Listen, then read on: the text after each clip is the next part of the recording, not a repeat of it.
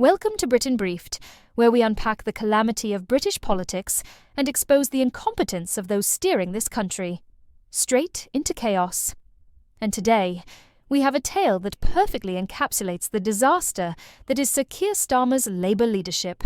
If you thought things couldn't get worse, strap in, because last night's debacle was one for the history books. Make yourself a cup of tea and brace yourself for yet another chapter in the ongoing implosion of Labour's credibility. Politicians make mistakes, we get that. But what we witnessed from Starmer wasn't just a misstep. It was an unmitigated catastrophe. A man who once proclaimed he could fix the economy stood before the cameras and delivered a speech so incoherent, so devoid of substance, that one could be forgiven for thinking he had skimmed a GCSE economics textbook 5 minutes beforehand.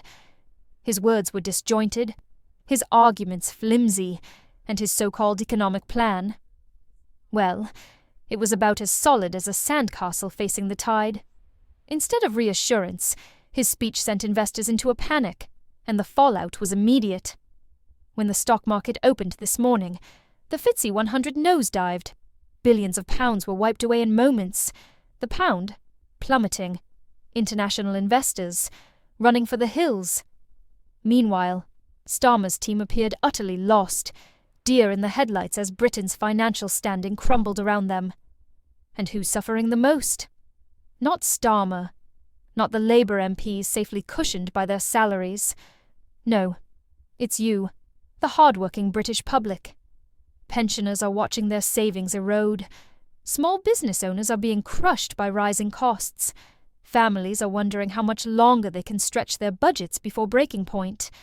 And yet, where is Starmer? At Prime Minister's questions, fumbling through awkward jokes while people freeze in their homes. When faced with real questions, he dodges. When given a chance to lead, he disappears.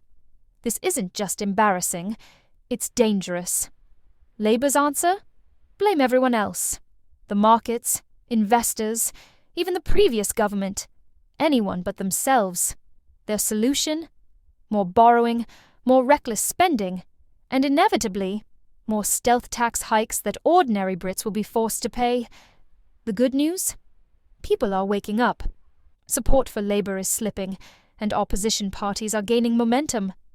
The question is, how much longer will we put up with this? Britain deserves better. If you agree, make sure to subscribe to Britain Briefed for the real truth behind UK politics.